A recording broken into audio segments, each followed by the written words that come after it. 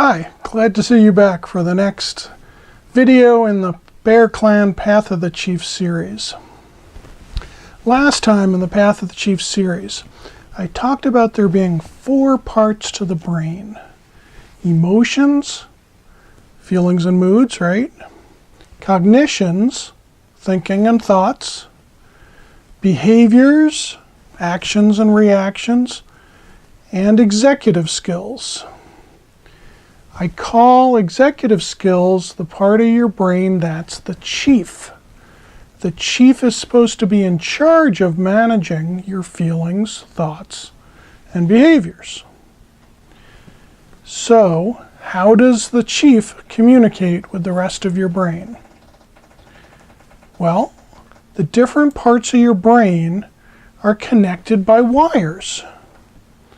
I'll put a picture in the video that shows these neural nodes in the brain with wires coming out of them, connecting each node to other nodes.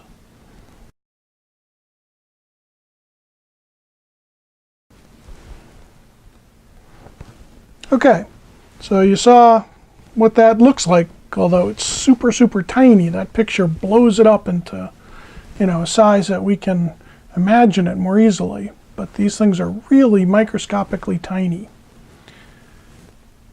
And I'll put in another picture that,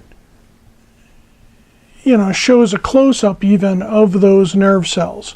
But for now, just realize that all those nerves are connected by wires. And, here's a wire I just grabbed.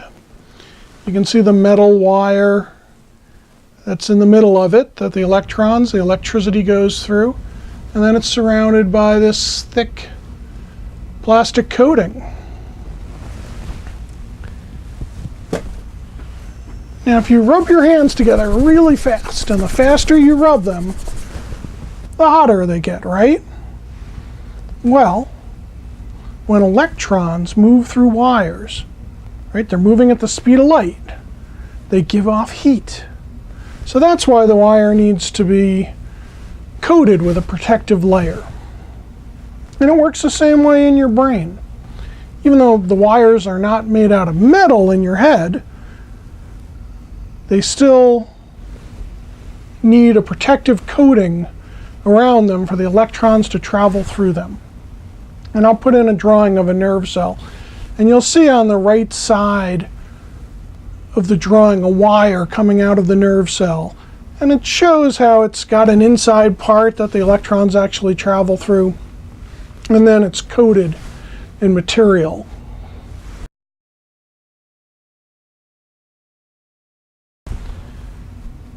Okay, so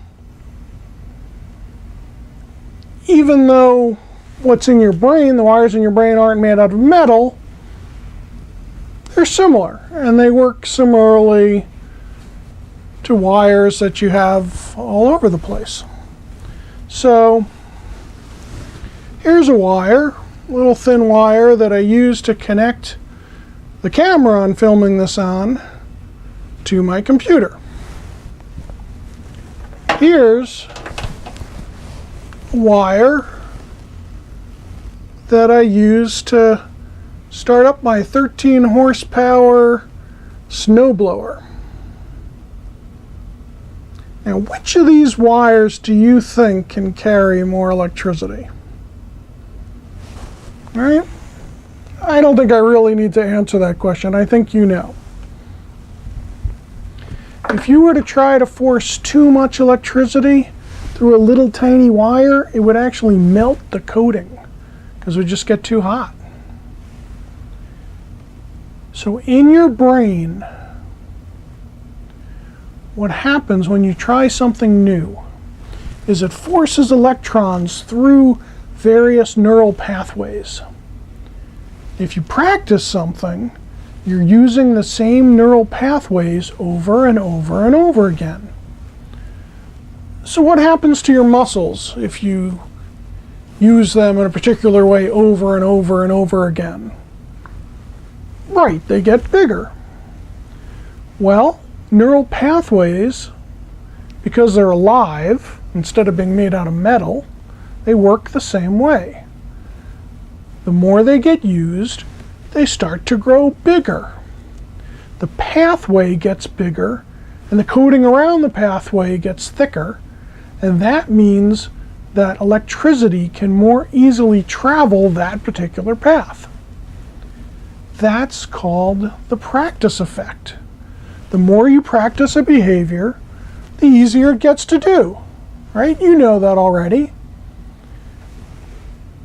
What you might not have known is it's because the neural pathways involved, because of the practice, have actually grown bigger. I think that's pretty cool. I hope you think that's cool. So anyway, like I said, a lot of people aren't super surprised by the practice effect. You've probably already experienced how if you practice some behavior like shooting a basketball, right, you get better at it. Well, here's the thing. It works the same way for feelings and thoughts as it does for behaviors. If you spend a lot of time angry, right, then you're practicing being angry. Those brain pathways involved in being angry will get bigger, and you'll be able to get angry more easily and stay angry longer. Did you ever know someone who gets angry really easily? That's because they practiced it so much. It's the same with thoughts. Let's say that you practice certain thoughts, like nobody likes me, right? You think that thought a lot. Well, that thought travels through certain brain pathways.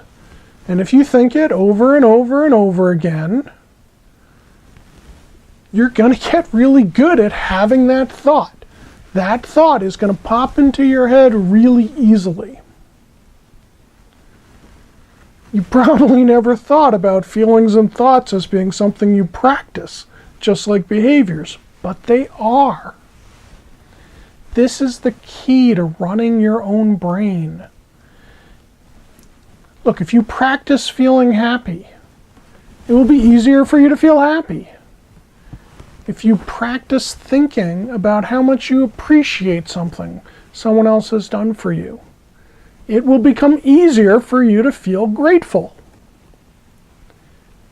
So whatever you practice, whether it's a behavior, a feeling, or a thought, it will change your brain. There's one other thing that will change your brain, and that's your imagination. In the next video in this series, I'll talk about some ways you can use your imagination to change the wiring in your brain. Until then, practice positive thinking and positive feelings. All right, thanks for listening. Till next time.